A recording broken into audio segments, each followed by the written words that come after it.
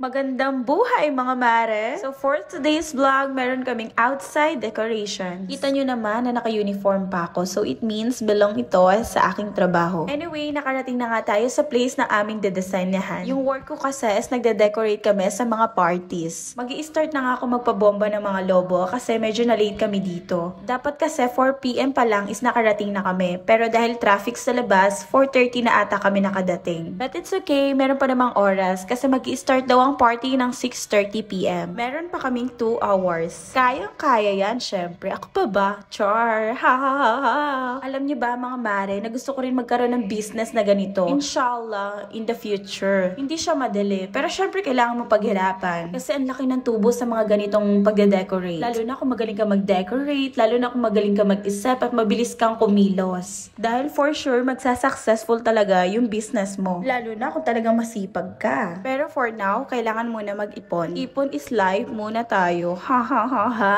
Pinipilit ko talagang hindi gumastos sa mga bagay na hindi naman kailangan. Kasi ako dati talagang bili dito, bili doon. Hanggat may pera, sige, waldas. Pero ngayon, Diyos ko po, ang mamahal ng mga bilihin. Mas gusto ko na lang ipunin yung aking gagastusin. Anyway, ayan na nga, ang dami ko na napabomba. So tatayo na ako at para mag-decorate naman at mailagay sa decoration yung mga balloons. Kaya ko naman gawin lahat ng decorations basta may kopyahan lang. Kasi pag-aaralan mo na yan, syempre. Para ma-perfect! Char! Ha, ha, ha. Pero syempre, kailangan pa rin ng katulong para mabilis ang gagawin. Naiinis ako kay Meta, hindi ko alam. Boses ko naman talaga to. Pero bawal daw, restricted daw kasi kinopya ko lang daw tong voice over ko. How come? Kaya pati yung tawa, v-noise over ko na din. Hindi ko na nilagyan ng effect gaya ng dati. Hello Meta, panawagan lang po. It's my real voice. It's my real voice over. Kasi nakakaloka talaga si Meta. Hindi pa nga ako kumikita. Ang dami ng hanash. Nagpapakahirap ako mag-voice over. Tapos sasabihin, kinopya ko lang, hello. Napupuyat kaya ako mag-voice over. Napupuyat din ako sa pag-edit ng mga videos. Kaya anong kala nyo? Wala akong pinaghihirapan. Nakapakahirap kaya. After ng work ko, tsaka ako nag-edit ng vlogs ko. Para meron ako new update. Charis. O diba? Bongga na yon. Lagi nagpo-post. Parang hindi nawawala yung pagbumuka ko sa newsfeed nyo. Hahaha, charis. Anyway, magbalik na tayo sa video. So, nagpabomba na ako ng pinakamalaking balloons.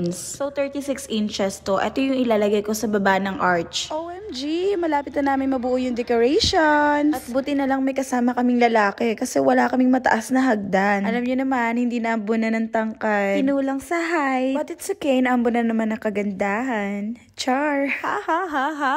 Anyway, bibilisan ko na mga mare kasi puro na naman ako daldal. Ha ha ha ha!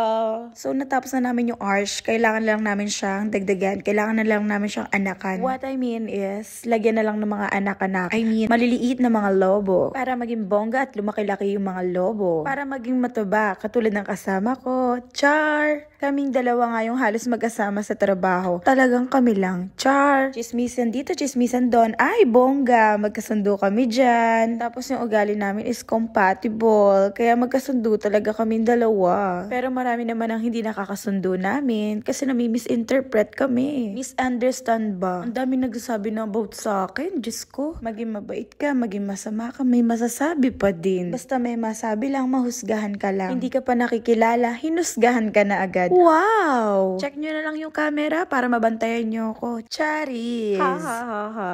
Oh my God, we're done. So, eto na nga, papasok na tayo. Frozen nga pala yung team nila. O, diba pa? Ang bongga. Ang lawak ng place na to. At meron din pala silang catering. So, mamaya may kainan. Ito na ang full decoration. So, twins pala yung may birthday. Si Anna and Maria. Bakit kaya hindi na lang ginawang Anna at Elsa? Anyway, mga mare, meron pala akong dance number.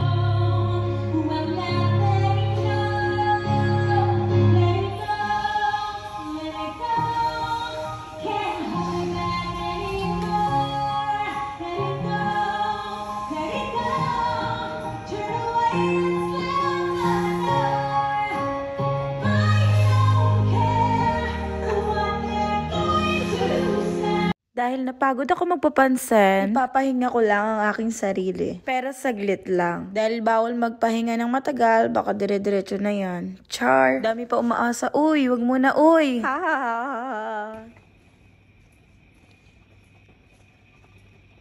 Oh, nakakatakot hawakan. It's a miracle. Char! And then, nalobat nga ang lola mo. So, nanghiram ako sa kapitbahay. At buti na lang meron sila katabing salon. Syempre, may kabayan. Salamat po. Okay. Nanghiram ako ng charger. Thank you po. Yes po, sure po.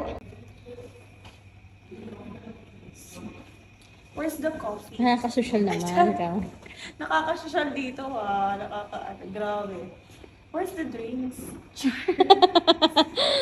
Nagutom na ako, sa totoo lang. Baka malipasan ako ha.